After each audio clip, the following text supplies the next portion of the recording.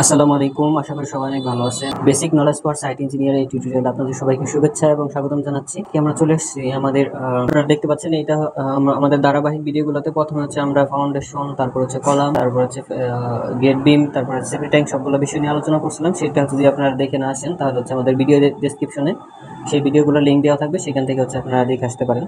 তো আজকে মূলত হচ্ছে আমরা ফ্লোর বিম নিয়ে কিছু কথা বলবো আপনাদের সাথে। তো চল দেরি না করে আমরা ছোট্ট একটা ইন্টারভিউ পর আবার ফিরে আসতেছি।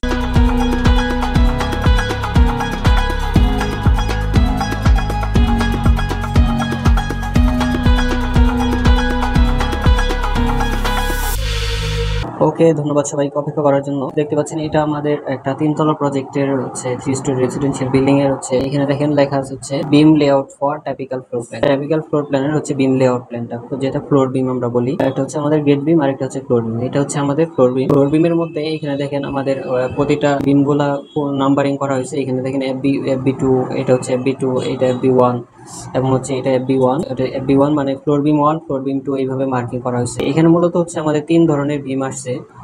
এই FB1টা এটার উপরে যায় পড়ছে, তারপরে এটা হচ্ছে আমাদের এই বিমটা হয়ে গেছে FB3, এটা হচ্ছে FB1, এটা FB2, এটা FB1। এই সবগুলা হচ্ছে এইভাবে আমাদের বিমের মার্কিং গুলা করা আছে। আর এই পাশে দেখেন আমাদের এই পাশে যে ছাদগুলো আমাদের বের হয়েছে, কতটুকু ছাদগুলো বের হয়েছে এই মাপগুলা কিন্তু আমাদের দেওয়া আছে, যাতে হচ্ছে ওরা ছাদে কাজ করবে, বিমগুলো ঢালাই করবে, ছাদ ঢালাই করার সময় ওদের যাতে সুবিধা হয় ফরমার করতে, সেন্টারিং করতে।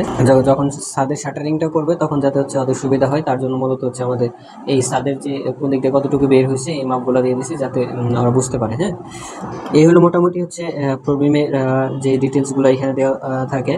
আর অনেক সময় হচ্ছে এইখানে আমাদের কোনো ডার্ক লাইন ছিল না, যেহেতু ডার্ক লাইন দেখানো হয় নাই। অনেক জায়গায় আপনারা দেখবেন সেখানে হচ্ছে ডার্ক লাইনের জন্য আলাদা করে হচ্ছে আপনাদের দেওয়া থাকে, ডার্ক লাইন মার্কিং করা থাকে। যেহেতু এইখানে কোনো ডার্ক লাইন ছিল না, তার জন্য হচ্ছে এখানে কোনো ডার্ক লাইন নাই। এইখানে মূলত যে বিষয়টা করা হয়েছে আমি আপনাদেরকে একটু বলি। বেসিক এই বিমটা আমাদের এই কলাম টু কলাম না দেওয়ার কারণ হলো হচ্ছে এইখানে আমাদের রুমের ভিতরে কলামটা পড়ে গেছিল, যার জন্য হচ্ছে রুমের ভিতরে যাতে বিমটা দেখা না যায়, তার জন্য এই বিমটা হচ্ছে আমরা ক্যান্টিলিভার করে হচ্ছে বের করে দিছি। ঠিক সেম এই বিমটা হচ্ছে আমাদের এই পাশে না দিয়া হচ্ছে এই পাশে রুম ছিল আমাদের, রুমের ভিতরে যাতে না পড়ে, রুমের সাইডে যাতে পড়ে, তার জন্য ক্যান্টিলিভার করে বের করে দেওয়া হয়েছে। এই পাশেটা ঠিক সেম, এই কলাম টু কলাম আমরা না দেওয়ার কারণ হলো এখানে একটা রুম ছিল, রুমের ভিতর দিয়ে যাতে বিমটা না যায়, যাতে সৌন্দর্যের কোনো অসুবিধা না হয়, তার জন্য মূলত হচ্ছে আমাদের এই বিমটা হচ্ছে এইভাবে না দিয়ে হচ্ছে রুমের একবারে কর্নার পয়েন্টে দেওয়া হয়েছে। হ্যাঁ, শেষে দেওয়া হয়েছে, যাতে হচ্ছে ওয়ালের উপরে দেওয়া হয়েছে, যাতে হচ্ছে বোঝা না যায়, রুমের সৌন্দর্য যাতে কোনো সমস্যা না হয়। এর কারণে মূলত হচ্ছে এটা FB1 হয়ে গেছে, যেহেতু এই বিমটা এটার উপরে পড়ছে, এই বিমটা এটার উপরে পড়ছে, তার জন্য হচ্ছে এটা FB2 হয়ে গেছে। এগুলো মোটামুটি হচ্ছে এগুলো স্ট্রাকচারাল যখন ডিজাইনাররা ডিজাইন করে সেগুলো আপনাদেরকে জাস্ট হচ্ছে এতটুকু এখানে বলে দিলাম, এখানে কি কি বিষয় থাকে এগুলো জিনিস দেখা দিলাম। চলুন আমরা হচ্ছে এই ফ্লোর বিমের ডিটেলসটা একটু দেখে আপনাদেরকে। দেখতে পাচ্ছেন এটা আমাদের schedule of floor beam. Floor বিমের যে শিডিউলটা, কোন কোন ধরনের বিমে হচ্ছে কোন কোন ধরনের রড হবে সেগুলো হচ্ছে এখানে দেখাই দেওয়া আছে। এখানে সাপোজ আপনারা দেখেন এটা হচ্ছে FB1, যেটা আমাদের FB1 বিম ছিল, সেটার সাইজ হচ্ছে আমাদের 10/15। বিমের সাইজ মূলত হচ্ছে অধিকাংশ বিমের ক্ষেত্রেই দেখা গেছে 10/12, 15, 21 এইভাবে বাড়তে থাকে, 10টা ম্যাক্সিমাম থাকে আর কি।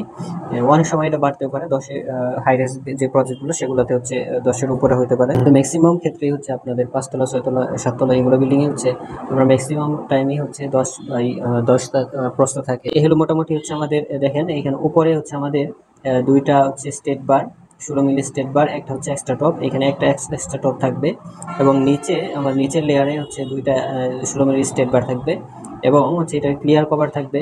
এই আমাদের বিমগুলোর ক্লিয়ার কভার থাকবে হচ্ছে 1.5 ইঞ্চি ক্লিয়ার কভার থাকবে।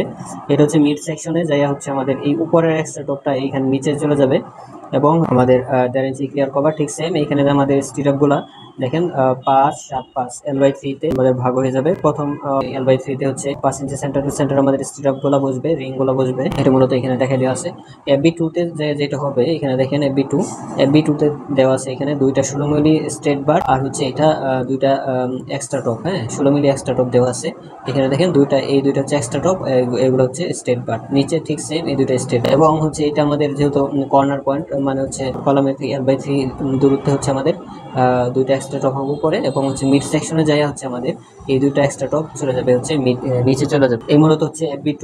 আর FB3 তে যাই হচ্ছে আমাদের যে পরিবর্তনটা হচ্ছে কলাম বিমের সাইজ আমাদের ঠিকই থাকতেছে, জাস্ট হচ্ছে এখানে 2টা 16 মিলি স্টেট বার এবং হচ্ছে 3টা 16 মিলি এক্সট্রা টপ থাকবে এবং এই এক্সট্রা টপগুলো আবার হচ্ছে নিচে চলে যাবে মিড সেকশন যায়। এই হলো মোটামুটি আমাদের কিছু হচ্ছে ডিটেলস ফ্লোর বিমের শিডিউলের ডিটেল। আর হচ্ছে এখানে আপনাদেরকে ডিটেলসগুলো আমরা দেখা দিলাম। তো আশা করি হচ্ছে আপনাদের ফ্লোর বিম নিয়ে কোনো হচ্ছে ঝামেলা নাই, ঝামেলা থাকবে না। যদি কোনো কোশ্চেন থাকে সেটা আমাদেরকে জানাতে পারেন। পরবর্তী ভিডিওতে হচ্ছে আমরা স্ল্যাব নিয়ে আলোচনা করবো, তারপরে আশা করি আমাদের এই টিউটোরিয়ালটা কমপ্লিট হয়ে যাবে। তো সামনে ভিডিও দেখা আমাদের জন্য আজকের মতো এখানে বিদায় নিচ্ছি। দেখা হবে সামনে ভিডিওতে। সে পর্যন্ত সবাই ভালো থাকবেন, সুস্থ থাকবেন। আসসালামু আলাইকুম।